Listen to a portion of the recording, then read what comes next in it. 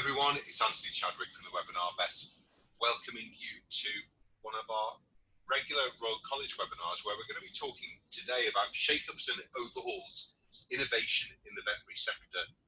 Really excited to have Chris Tufnell and Anthony Roberts on the line today. Chris is ex-president of the Royal College of Veterinary Surgeons, is also an equine vet, runs a very successful practice down in the south of England. And Anthony is actually the Royal College Director of Leadership and also looking after innovation as well. I think it's going to be a really good webinar. It's so exciting to see the Royal College wanting to get involved at making sure the profession is ready for all of the change that is happening. You know, we can sometimes navel gaze as a profession, but I think stuff like this makes it much less likely that we will do that. So looking forward to the talk, and over to you. I just muted you, so just let me unmute and then we can move. Great, thanks Chris, thanks Anthony, over to you. Thank you very much, Anthony. So let me just move on to the first slide, which of course is now sticking on my system. Here we go. So why are we looking at innovation, and why are we having this sort of more outward looking focus now? Well, a lot of this goes back to the Vet Futures work and the research we did there, and the engagement with the profession really highlighted a risk that the veterinary professions could miss out if they fail to grasp some of the opportunities that innovation brings. And so one of the goals that came from that and the action plan was to find ways that we could support veterinary professionals in being proactive, welcoming innovation, and also driving it in this exciting field. And there were certain technological changes that are on the horizon, and also things that are available now, which we believe can bring profound changes to the market, and we're very keen to help vets engage with those so they can improve the quality, efficacy and accessibility of the services they provide. The Vet Futures work then led into the development of the RCVS strategic plan, and in that we have an ambition to become a Royal College with leadership and innovation at its heart, and to support this creatively and with determination. So why are we interested? Well, Vet Futures, as I say, highlighted this risk of missing out, but actually a lot is changing now. Veterinary practice is changing as we know it. There are technologies in existence in other fields that are being applied to this sector and changing ways of working. And there's also exponential change on the horizon in terms of various technologies we'll discuss later in this presentation that could profoundly impact veterinary business models, ways of working, and hugely improve the lives of vets, but also the services they provide. As a regulator, we're also very interested, because unless we adapt, and unless we're proactive in understanding how the market's changing, then there's a real risk that our regulations will become less relevant, and that they'll either accidentally restrict innovation, which could improve animal health and welfare, and therefore discourage it, or that actually technology will move ahead of us, innovation will change, and we'll find that we don't have an appropriate regulatory framework. And I think the other thing that really has persuaded us of the importance of engaging with this is that innovation is an irresistible force. It's not whether it will happen, it will. And so the choice for us is, how can we ensure that that has the most positive impact in the area that we're responsible for? So before we move on to discuss why some of the technologies, what's changing, and the impact on the profession, I'd just like to quickly discuss. Yes. Just before we go any further, I'm seeing the screen as looking very blurred. It's blurred just as we were about to start.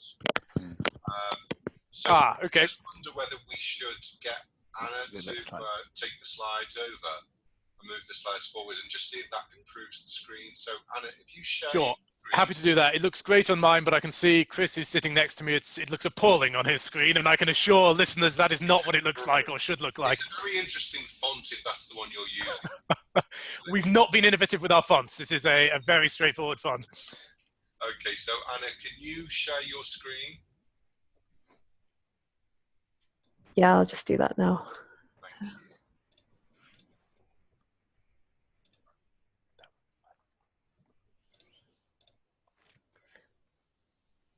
So I can talk to this slide without having it in front of people.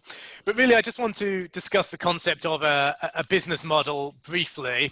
And really what we're talking about with business models is four factors. There's the value proposition that you are offering to your clients. So what is it you're offering? What's the value you're providing? And why should they buy your service? And then there are three parts of your business which then deliver that value proposition. There are the processes, so your budgeting, the culture, staff development, how you work. There are the resources, things that you can sort of buy and sell, technology, equipment, buildings. And then there's your profit formula, so how that all fits together so that you can make or you have a margin on it. So, what are your margins? What are your fixed costs? How do you price, and so on. And this seems a little odd to introduce with, but I hope as we go through this presentation, and particularly as we explore some of the case studies that Chris will talk about, it'll become clear why we're talking about that. So just to recap, we're talking business models are a combination of resources, processes, the profit formula, and what it is you're seeking to offer your customers. Sorry about that. Anthony. Just let us know when you want to change. No problem. If you could just jump on 2 slides, I think I've covered business models, and then we can hand over to Chris to start talking about disruptive innovation. So the popular chat at most of the innovation conferences we go to is that AI is not a challenge and something that we're overcoming, but AV is very difficult, as is being proven at the moment.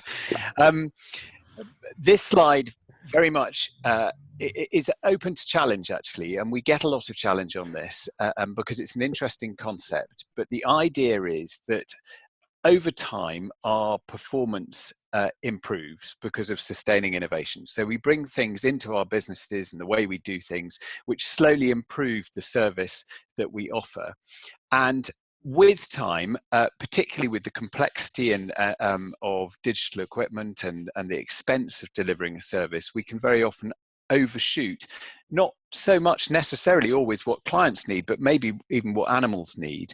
And that opens up opportunities for disruptive innovations. So they're rarely innovations that are brought in by incumbents. They're usually by new businesses that are able to offer things that actually tend to be considered as inferior by the mainstream to start off with, but they are good enough for a lot of customers, a lot of clients, and a lot of animals.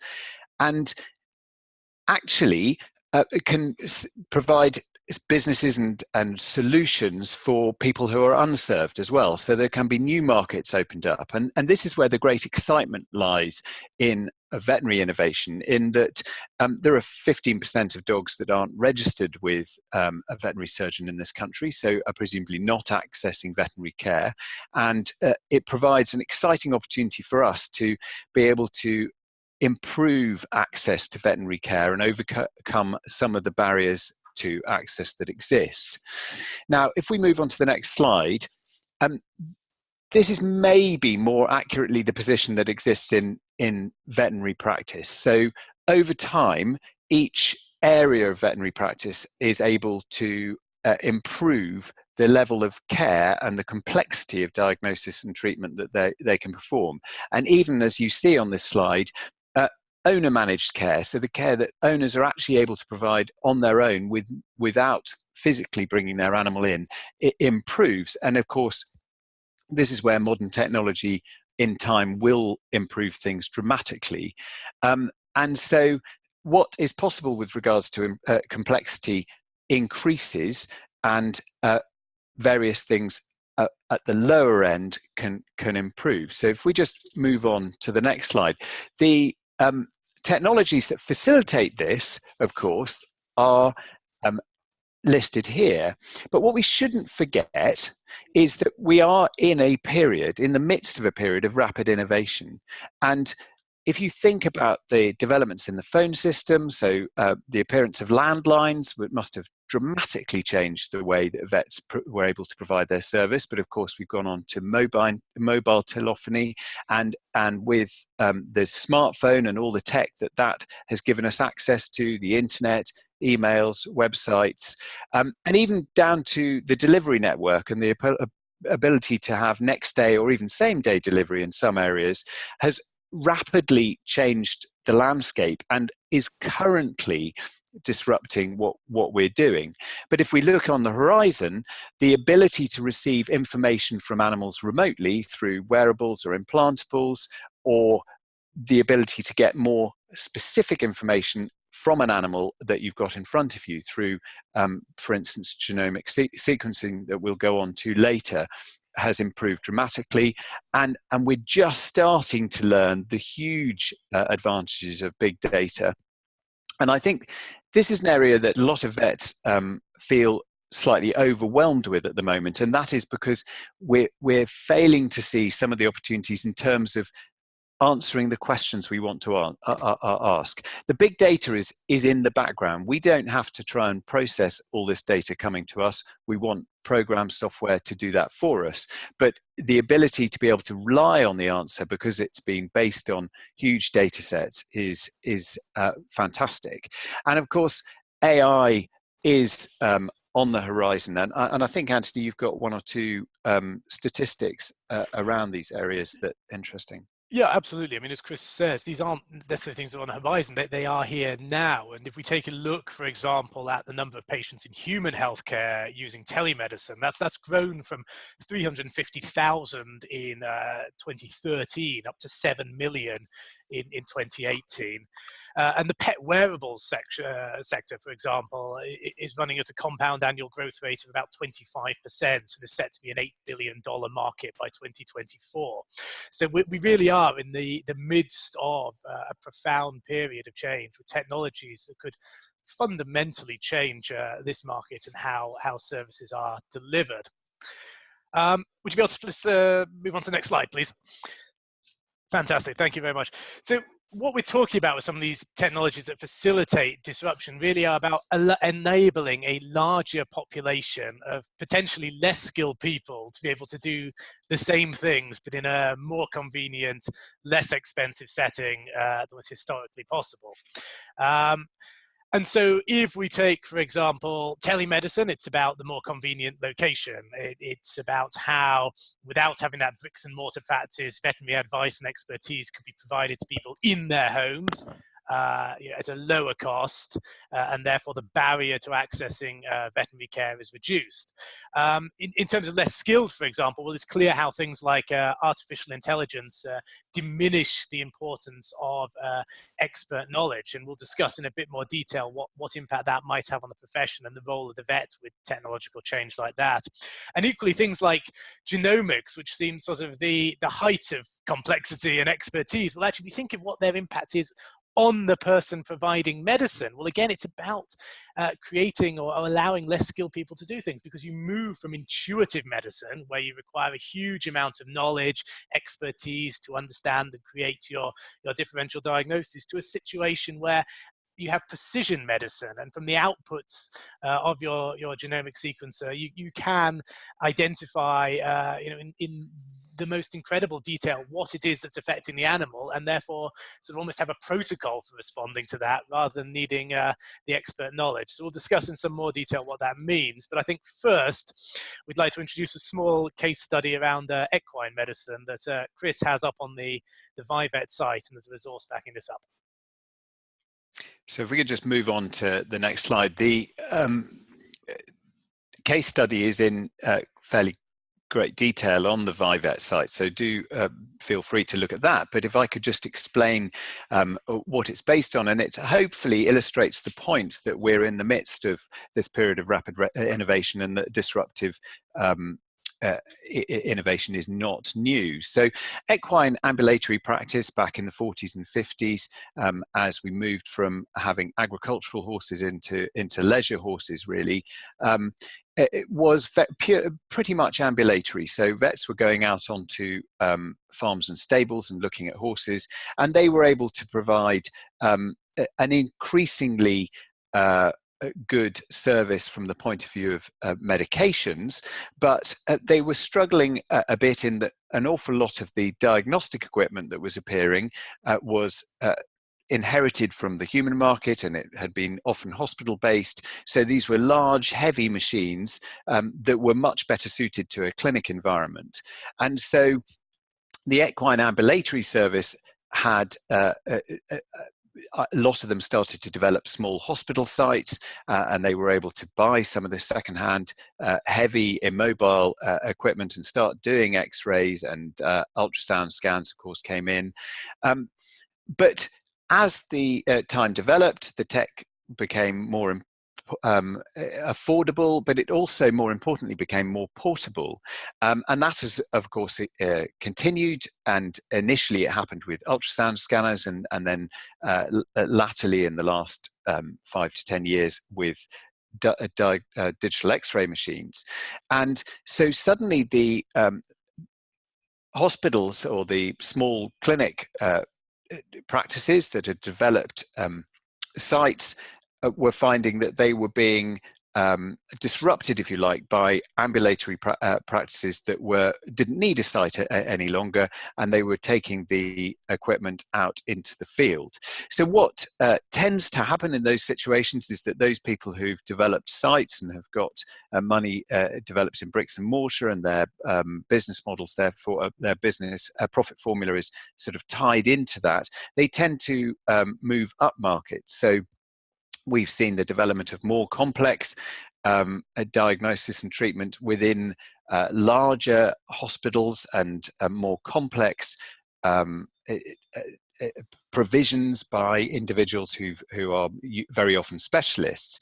But again, that has started to be disrupted, because what we're seeing increasingly with the more affordable equipment again and more portable equipment is that the specialists are now starting to offer care in terms of diagnosis and treatment out in the field. So we've got an awful lot of ambulatory specialists. So as you can see, every time the sustaining innovation has moved the whole service upstream in terms of complexity and very often expense, there's been a more affordable, if you like, model that's appeared and has come in at the bottom. So disruptive innovation is certainly nothing that's new, and I suspect those of you in small animal and farm practice will be able to identify very similar stories. We could move on to the next slide, please. Thanks very much, Chris.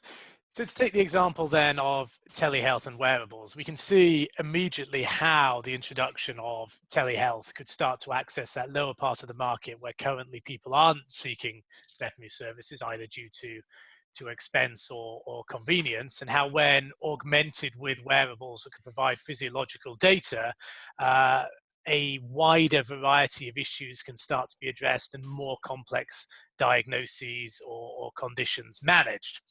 So this leaves us with a number of issues as a regulator and indeed as a Royal College as to how to sort of manage this process, how to respond to it, because obviously it's a great thing to lower the barriers to accessing veterinary care and expertise, and if those people aren't accessing that, then they're looking elsewhere for their information, Dr. Google or forums or other inappropriate sources of advice. But how do we counter the fact it's arguably lowering quality, and that actually an animal being seen remotely isn't getting the hands-on treatment? And what of the impact on incumbents of the bricks and mortar veterinary practices that are so absolutely crucial in providing our veterinary infrastructure across the country? Well, telehealth could drive growth for them. If they adopted it, it could provide a new way to access those parts of the market, to ensure that people who infrequently use their services more frequently access the vet. But it also introduces new competition, and competition that, particularly that lower end, is very difficult to compete with because of the cost structures. So there are huge new opportunities, but there are also new threats. And equally, telemedicine has an ability to make a closer connection with clients. If you can engage clients about the information their wearables are providing, engage them about their animal's health, find ways to connect with them on a more regular basis through these technologies, it could form a very strong bond. But arguably also, on the flip side, if people are accessing veterinary services from a single national remote provider rather than seeing their regular GP vet, it could break some of those traditional bonds. And so all of this creates some really difficult regulatory challenges for us, both in terms of how we create our frameworks to regulate the profession, but also how we support in a more Royal College role the development of some of these innovations and the industry's response to them. Can you move on to the next slide, please? So taking an example from human healthcare, I think something that's very interesting and has led some of our thinking on this is there seems to be a new divide in the way healthcare is provided. And there's a growing awareness that it's suboptimal and unaffordable for health and well-being services to be provided within the sort of traditional environment of doctors, surgeries, and hospitals. And actually now, technological advancements can allow much greater self-care, the delivery of preventative healthcare advice, basic primary care, and so on, to be provided in the home setting.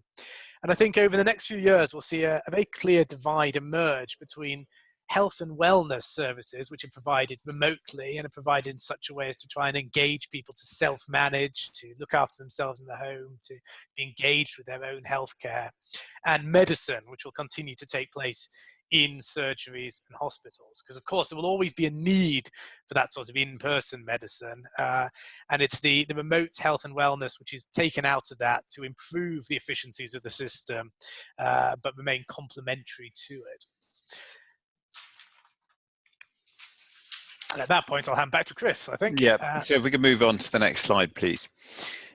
So one of the examples of diagnostic equipment that we brought up earlier that we've been exposed to and isn't yet available commercially, but certainly, or is just started to be available commercially in the human field, but is definitely coming our way, is this portable real-time genomic sequencing. And we're aware of two companies in the UK who are working very heavily on this, and it's definitely possible. What's really fascinating is that this absolutely transforms our ability to diagnose certain diseases in the field. So if you think about it, not only are you able to identify the bacterial pathogen, but you may well be able to identify, if you've got the right plate in the machine, the strain involved within a couple of hours. But even more excitingly, you may be able to identify which antimicrobials that strain is resistant to, and therefore make a choice with regards to therapeutics of what drug you're going to use. But in addition to that, these devices are expected to come onto the market at a price point between $1,000 and $2,000, dollars. Probably fairly equivalent now, and a disposable cost, individual disposable cost of around £10. So these are bits of kit that will be relatively easy for people to take on. Now, initially, we always expect the disposables to probably fairly limited in their reach, but those will improve over time. But these devices will be connected. So what we'll be able to look at is we'll be able to look at mapping areas of antimicrobial resistance, or if you think of an outbreak, mapping the spread of an outbreak because of the information we're getting in terms of big data from these individual diagnostic machines. So our ability to diagnose not just remotely, but also very rapidly, certain diseases is going to improve very dramatically in the very near future. Could we have the next slide, please? Which is just very quickly to say, the device you could see on the right of the previous slide, you don't need to go back, however, is the mini ion from Oxford Nanopore. And right. That's the incredible pocket-sized device, about the size of a mobile telephone, and it's retailing at the moment for under $1,000. So it's just incredible how quickly this sort of technology has miniaturized and its cost has gone down, and it's really not beyond the realms of being sort of within use in clinical practice in the next few years. And the impact that will have will really be profound as we move towards precision medicine. And this is the key thing, that we're moving from intuitive medicine to precision medicine, knowing exactly what's affecting the animal and how to respond to that in the best way. And that really creates some very difficult issues as to what the role of the veterinary professional is. I mean, it's clear how this can hugely augment the service they provide, but as expert knowledge diminishes, what role is left? And another example of this is artificial intelligence. And again, this may seem a long way off, but the average expert prediction is that we'll have human-level artificial intelligence by the year 2040. And whether they accept it or not, all professions will be disrupted by this, and that role of human intervention will diminish. And really, it's incumbent on every profession to start thinking now about how they prepare and define their role, and what's the identity, what's the value added of the veterinary professional once that expert knowledge is removed. I think there's, this sounds truly terrifying, but I think there are some very positive stories you can already look at. And one that I was told recently that really resonated was around chess. And in 1997, Kasparov was beaten by Deep Blue. And people said, well, that's the end. What's left for chess once a grandmaster has been beaten by a computer? And of course, that hasn't happened. Actually, one very exciting thing to emerge from that was advanced chess, where grandmasters work with teams and computers and compete against each other. Now, in that realm, a person on their own doesn't stand the chance. However, the teams where it's humans working with a computer compared to just a computer on its own win 60% of the time. And it's really interesting in something like that, where you can still see how that role of human intervention, of wisdom, of empathy, intuition as to how the game develops can allow a sort of even, an augmented level of gameplay. And you can start to think, well, if it works for chess, you can see how that could work in other professions where, led by a vet using support tools like AI and genomics, you can start to develop a really advanced service, but still very much a role for the human and the expert. So if we can move on to the next slide. I think Anthony's just recovered himself there from the good cop, bad cop presentation that was starting, because this is definitely not, shouldn't be seen, whilst I think that one of the things we hear from people who haven't engaged fully with the VIVE program and what we've been saying is that they find this quite scary. And we can understand that because there are such a wealth of opportunities there. And at our innovation symposium last year, our keynote speaker was an individual called Richard Susskind, who's actually a lawyer, but he wrote a book called The Future of the Professions, which I can recommend to everybody. And he said that every profession thinks that they're the odd ones out, and the ones that will not be affected by the incoming AI. But arguably there are areas of physicality and empathy and things which single us out, but of course they aren't necessarily the preserve of a veterinary surgeon. But he said the opportunity we have is either to try and compete with the systems that are starting to replace us, or be very much involved in creating those systems that replace us. And this is where the huge opportunity lies, in that at the moment, if you've got a thriving business, by incorporating a lot of the innovation in the way that you develop animal health and welfare for the benefit of the public's animals, you will find there are many more opportunities in front of you than threats. And disruption, as it says on the slide, is very much an opportunity for incumbents before it becomes the threat.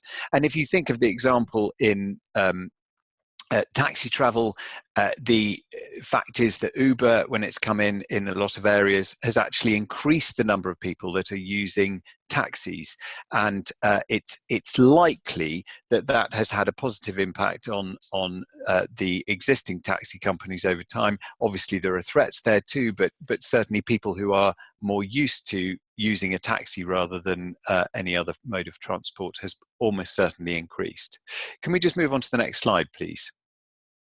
But having seen a lot of the tech around what is creating disruptive innovation, changing the way that changing the landscape, it's very important to think about the fact that it's actually the business models Anthony said earlier, which need to innovate and change with time. And systems and processes need to change along with the equipment as it comes into play.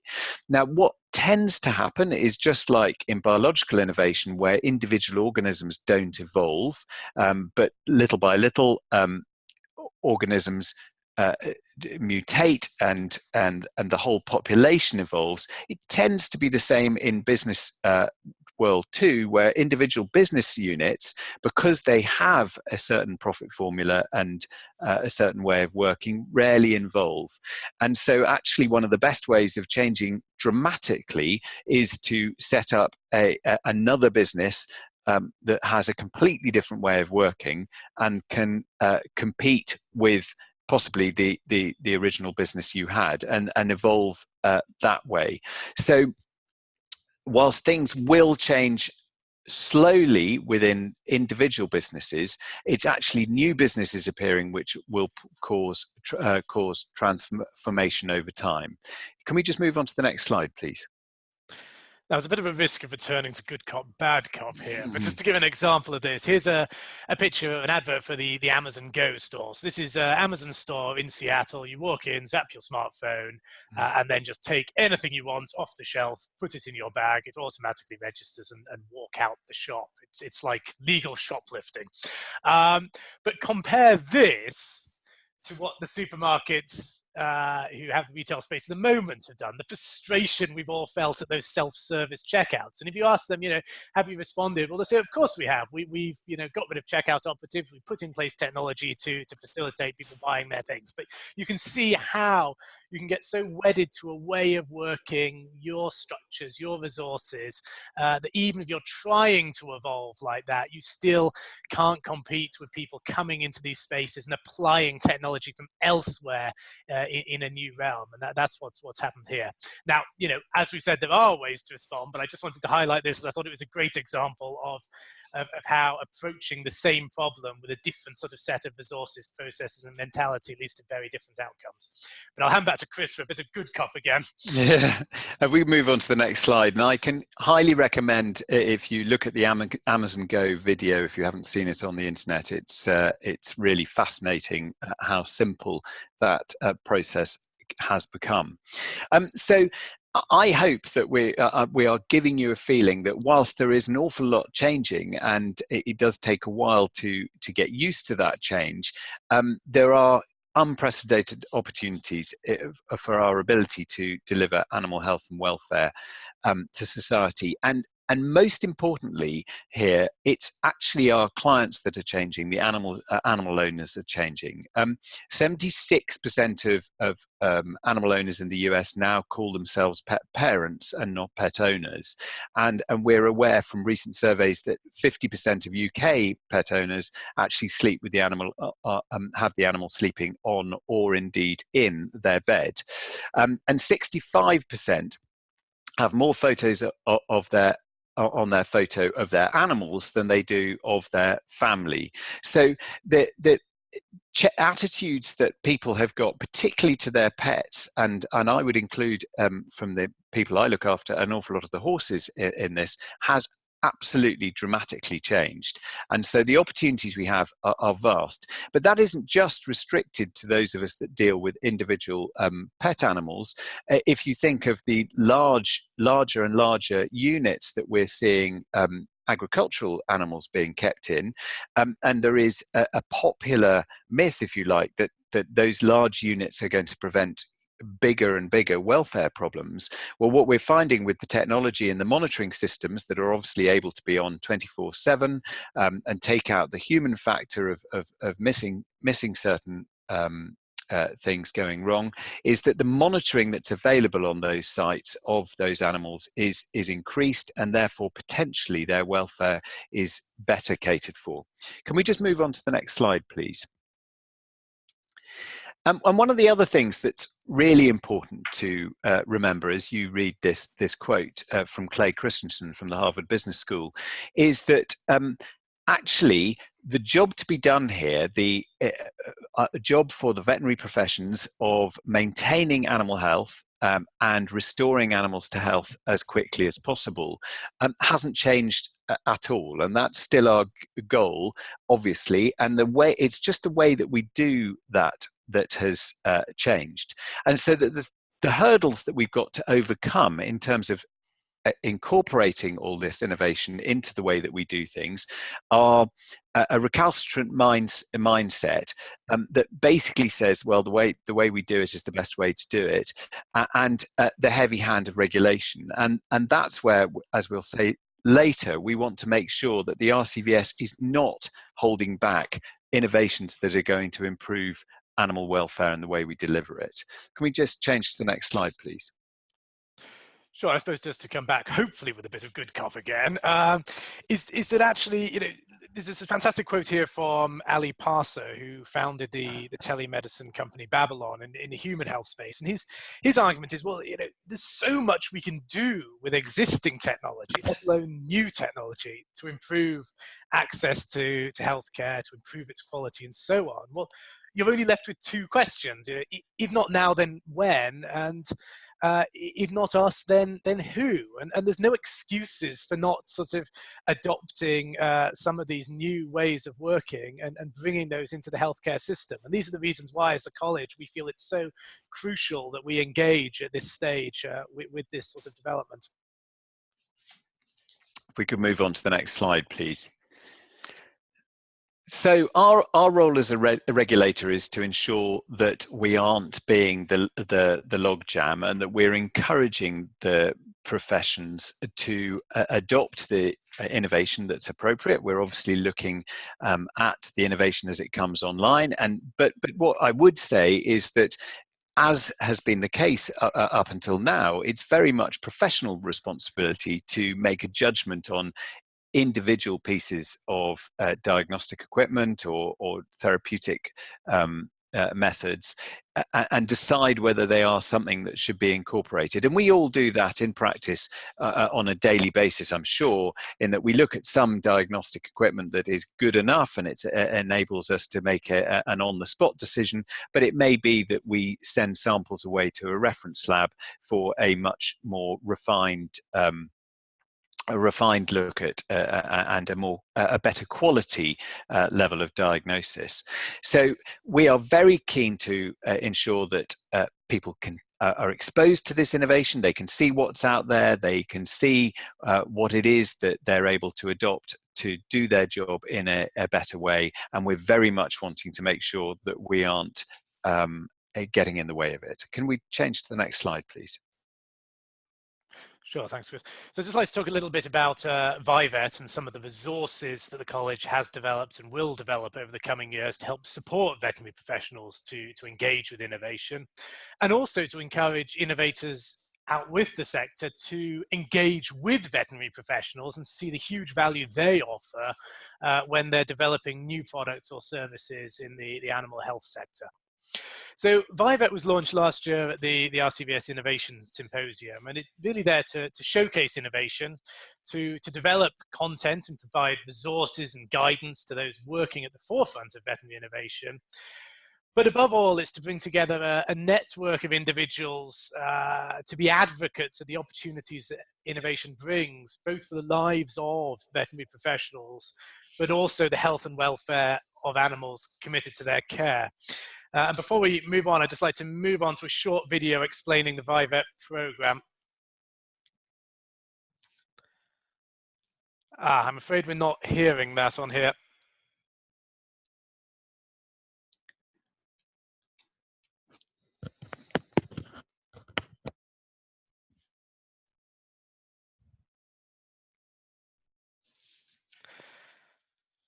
Don't worry, there's still no sound. We can move on without it. Rather than attempt to voice it's available on our website, isn't it? Yeah, absolutely. If you go to vivet.org.uk, you can get the overview of the program there. But the mission of the program is about enabling creative veterinary solutions, and the good of animal health and welfare is really paramount in everything we do with that. And as I say, some of these new technologies may seem at first to be of a lower quality, but we're really keen to ensure that their ability to bring in new clients, to help access veterinary services, and the overall impact in improving that health system and improving animal health and welfare is what drives everything we do here. If you can move on to the next slide, please. So the aims of the program are fourfold.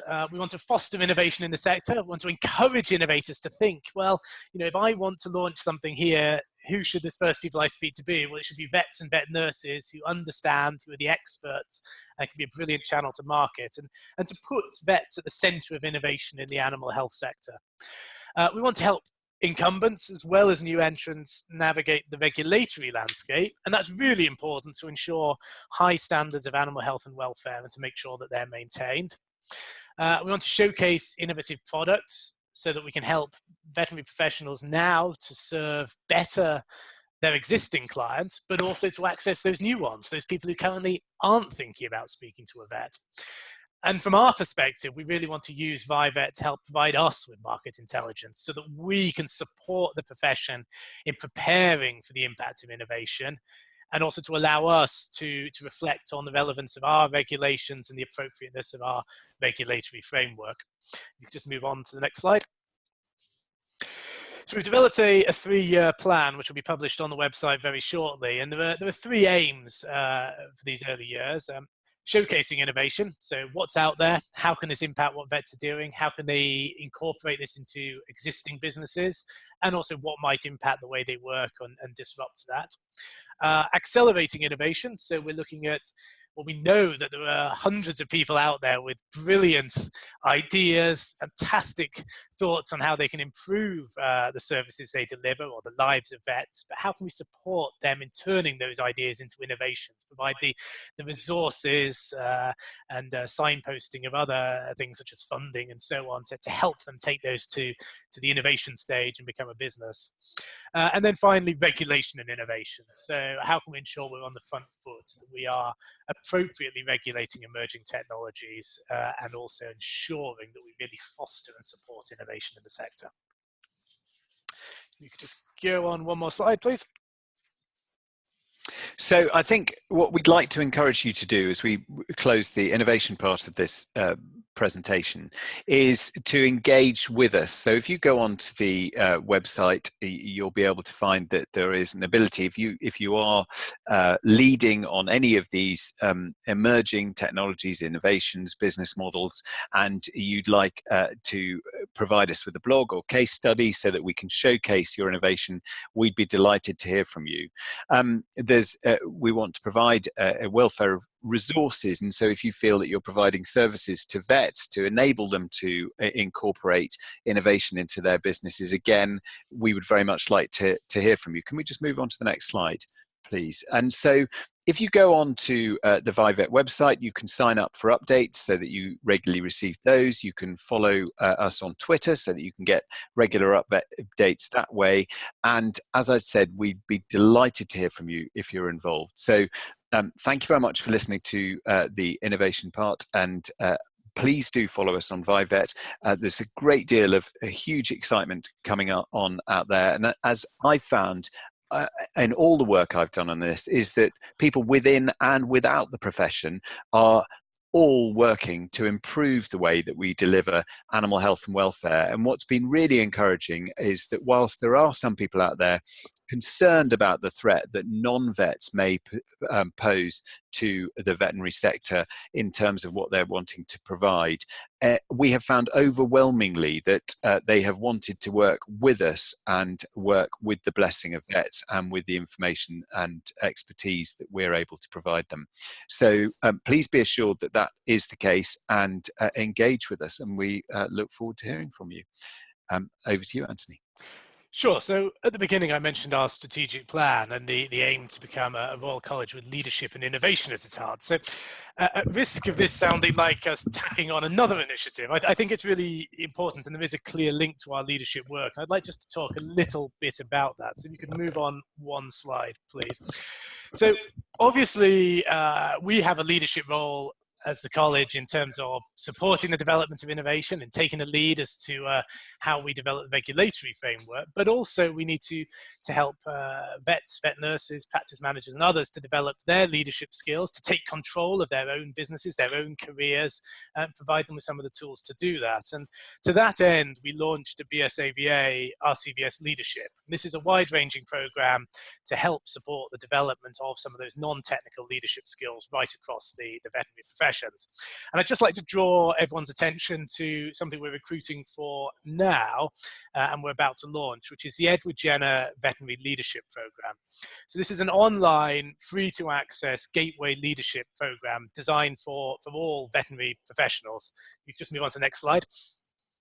So this has been developed in conjunction with the NHS Leadership Academy, and it was really one of the actions that came out of the Vet Futures program to see whether there was a way to adapt this incredibly successful program in human healthcare, which over 55,000 people have engaged with, and to bring it to the veterinary sector and to sort of provide those tools and resources to stress the importance of leadership in a clinical context, to provide basic frameworks around sort of self-awareness, behaviors, feedback, and so on, and to bring that into the veterinary sector.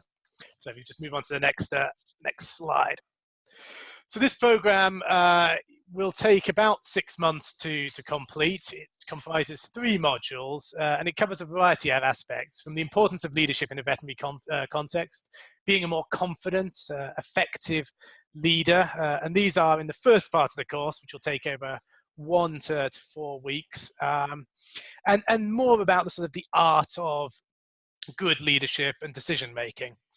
The second part of the course takes that a bit further, and sort of 4 to 6 weeks there, you'll start to learn more about yourself, have some tools to think about yourself, your leadership role, your future direction, and so on. And hopefully that will help vets and vet nurses become more confident and effective leaders, and also support them in developing a leadership culture within their workplace.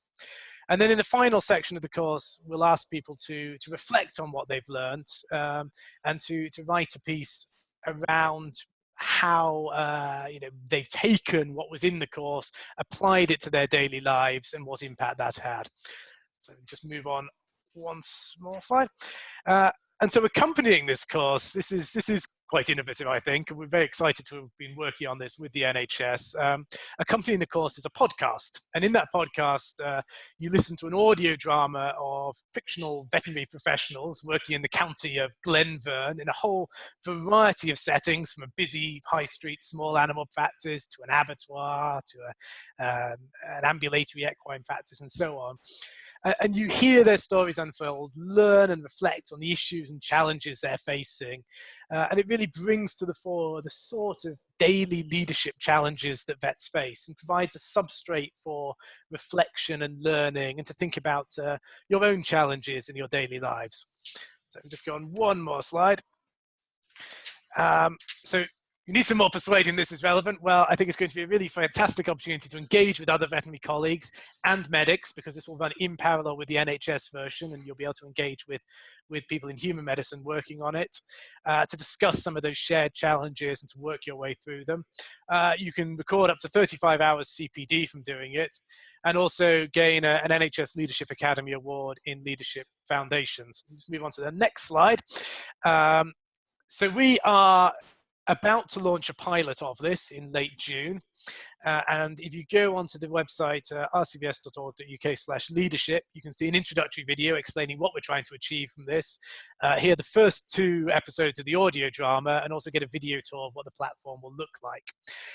And we are taking registrations now for that pilot program, which will run, it'll be a slightly compressed version, but it will run from late June through to November. And everyone undertaking that, we're gathering feedback from them as to what works, what the impact was, and how we can improve the program.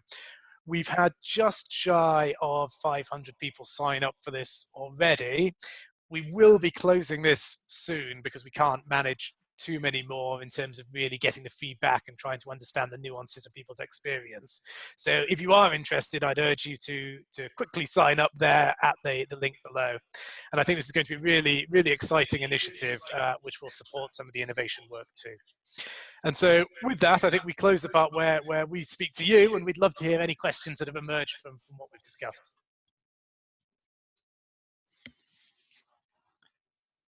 Thank you, Anthony. Thank you, Chris. Very apt today to be talking about this. I think the Prime Minister is in Cheshire talking all about how AI can help in improving cancer diagnosis, which obviously we touched on there. So this is really happening all the time. I remember at a conference, and one of the vets said, you know, change is happening too quick. We just need to slow it down a bit. And, you know, fortunately or unfortunately, however you look at that, there is massive change with AI and stuff. And it's great to see, you know, you as the Royal College actually actively embracing this rather than getting all worried and saying, you know, we have to try and stop it from happening, because it's happening as we speak, isn't it? Absolutely.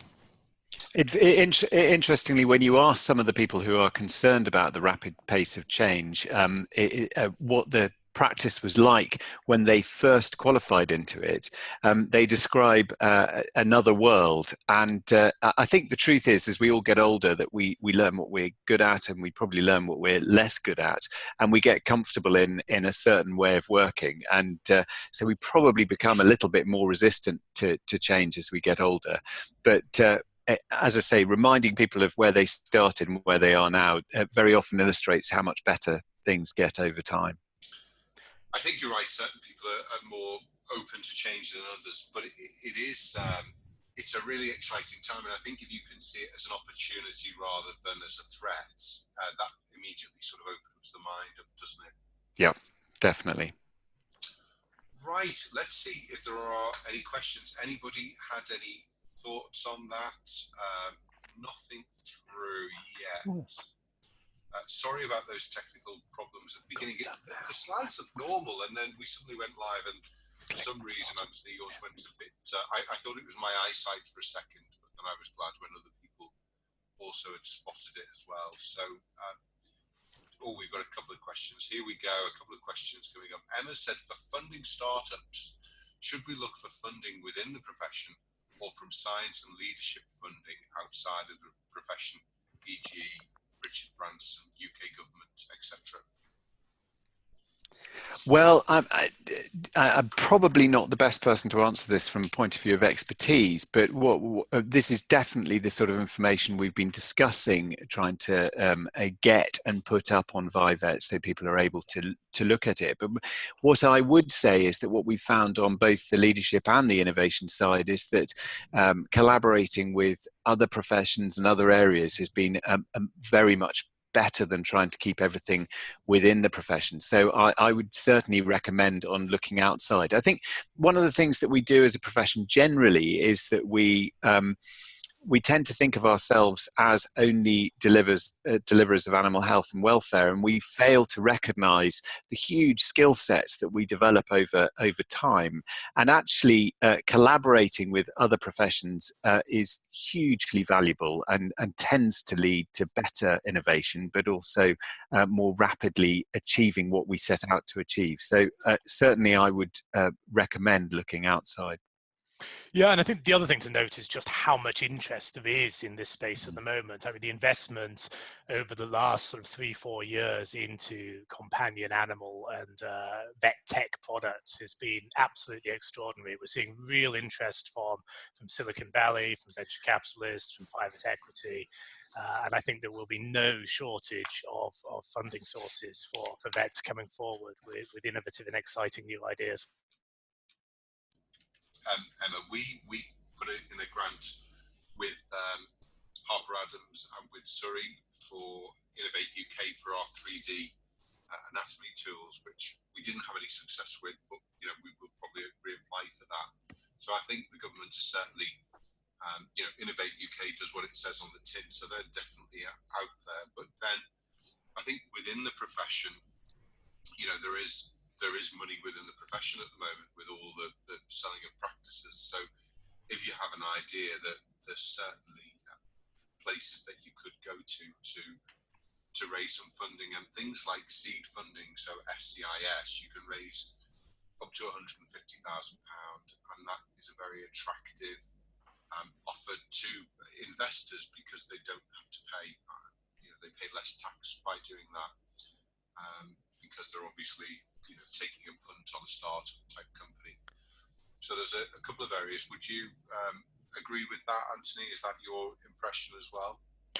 I mean, we haven't put a great deal of thought into the funding side. It probably is some of the resources we need to start developing, but absolutely. I mean, SEIS funding, EIS funding provide some amazing opportunities. It's incredible how some of the crowdfunding platforms have become sort of go-to bases for early stage startups. And I think, particularly if you're launching something that's going to support companion animal health and welfare on one of those, you'll see a huge interest from private investors as well as the wider investment community. Luis is saying, amazing presentation and food for thought. Thank you very much. Is there a possibility that the profession could turn back towards specialised generalists rather than specialists? I think I get where he's coming from there. I think the truth is that actually we've already got specialised generalists, and I think one of the things that we failed, not failed because we've certainly improving our understanding and our valuing of primary care, but it probably is still a silo at the moment. But I think, yes, he's right. Those of us that are in general practice and have developed some expertise in it would say that we are very good at signposting cases to the right place to receive to gain a resolution. And so, yes, I think that the route to specialism in only individual disciplines is far from the only way of dealing with this, and that we will find that as more and more of those specialisms are available to us in general practice, that yes, we will become, as he says, specialized generalists. So yeah, I think he's probably right, and I think what I would encourage anybody in general practice to do is really look at the skills and the way that they work and really value what they do, because there is no doubt that those of us in primary care develop a specific skill set which enables us to deliver care in very often very uncertain situations, which is completely different to specialist care, which has its obvious place, but not in dealing with every case that comes through the door. Fantastic. Ebony has a question. She says, before we get excited about the products and services that could be built and developed, do you feel that perhaps the profession could do with support in shifting mindsets? We need to personally prepare ourselves to accept and develop. And then as a sort of secondary, so just she then said, so if someone has an idea and wants to take it forward, what do you suggest they prepare before coming to speak to VIVE? Both brilliant questions. In terms of shifting mindsets, I think absolutely yes. And of course, part of the VIVE program is to showcase what innovation can achieve, to really try and engage vets about the exciting opportunities that presents, and to, I guess, prepare themselves to sort of adapt to that, or to take some of the opportunities. Also, of course, the leadership program that I talked about is absolutely about that. It's about how you can take control of your own future, how you can have a sort of, understand your values, your purpose, your direction, take control, take the opportunities that come with that. And I think that's really very much about preparing yourself, as Ebony puts it, to accept, to develop, and to take the opportunities that come forward.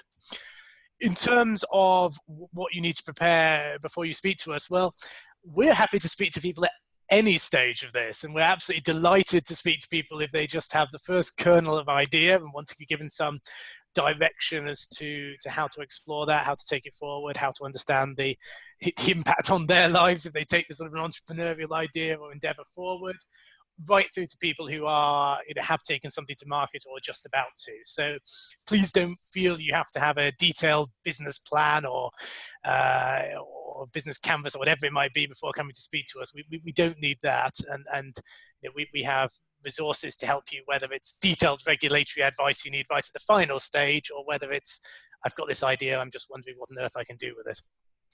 So, I mean, if I could pick up on that as well, I mean, hi Eb, thanks for the question. The mindset situation in practice is probably divided very much 50-50. And what I would say is that people coming into the profession and those that have come into the profession over the last 10 years, to my mind, have the most well-developed and best mindset for taking on new ideas, for involving themselves in startups, for seeing new opportunities. And certainly we've been exposed at various veterinary schools to the programs that they've started running, which are encouraging that. For instance, when we were out at Texas A&M, the veterinary students there were working on projects alongside the engineering department to solve problems that they had in front of them. So I think actually the mindset situation is in particularly young practitioners possibly isn't such a challenge as overcoming the mindset situation in some of the people that they work with. But one of the things that's changed dramatically over time is the cost of entry to for people with new ideas has really increased. So it was possible to have a startup business probably 30-40 years ago and live on the breadline and be able to develop your own idea with relatively low seed funding. But an awful lot of these ideas now, if you want to develop an app and you want to get the app properly marketed, you're looking at hundreds of thousands of pounds. And so actually the situation requires people to work together on these problems. And that's probably, I would say, a bigger barrier to entry. We haven't got a lack of good ideas. We probably haven't got a lack of people that desperately want to work in these ideas. It's just getting people together and being able to get the funding sorted, which is possibly the biggest hurdle. I think I just come down one point, that is, you don't need to fear good enough when developing new products or entrepreneurial ideas. And it's really important to get that sort of minimum viable product out to the market, to test it, to see what it looks like in the marketplace and adapt it after that. You don't have to aim for perfection first, and you should go in with the lowest possible build cost you can to test the idea and develop it. Anthony, that's really true, because, in a sense, 8 years ago, I was a vet in practice who, went out to an internet conference, found out about webinars and brought that into the profession when nobody really knew what a webinar was. So, and was able to do that really bootstrapped, with a bit of cash flow. It didn't need, hundreds of thousands of pounds as it might have done, Yep. Previously. So there are some. Having said that, the hollow vet stuff obviously is going to be very, expensive to develop. But it depends on the idea, really. I think both of you are right. You can do it very cheaply, or, some things, inevitably do need quite a lot of money to develop them. I think another really interesting point about your example with Webinar Vet there is that some of the most disruptive innovations and things that really profoundly change industries aren't new technologies. It's an existing technology that's applied to a new problem. So, webinars have been around, as you say. You went and learned about people using them, and then you took that model and applied it to the veterinary sector. You don't have to have some sort of incredible technical knowledge or some really brand new idea, just a way to better do the job the customer's looking to do, and to apply that. And that can be taking things that are already there and just putting them in a new context. As I often say, Anthony, I'm very, very into R&D, rip off and duplicate. It's always good. And we obviously try to keep this confidential in that, I never give people's full names. Of course, when you have a name like Ebony, it probably gives the game away a little bit. Ebony's, of course, also been a bit of a disruptor with VetStay Go Diversify, which I was at her conference a few weeks ago. Again, something that's been done very simply off using Facebook to get a group together as well. Yep, absolutely. We've got a couple of comments. Estelle, nice presentation, thank you. Victoria saying, registered already with the pilot scheme. I've just done it now while I've been Brilliant. multitasking. It's quite easy to do, so do just go over to, I think it's rcvs.org.uk, and it was /leadership. That's right. I think that would be really good. You've got to listen to 2 podcasts, which I will do a bit later. Anthony, Chris, thank you so much. It's been really, really interesting. It's one of the things that I'm quite passionate about as well. So I've enjoyed listening and sharing it. If you've got any questions, you can always obviously go over to VIVE Vet and connect, get the newsletter, and obviously do some emails over to Anthony. So thanks everyone. Thanks for listening. If you've enjoyed it, do tell your friends and colleagues about it. The recording will be up probably in about 24, 48 hours time to share with colleagues. Thanks again, everyone. And thanks, Chris and Anthony. Thank you very much. Thank you.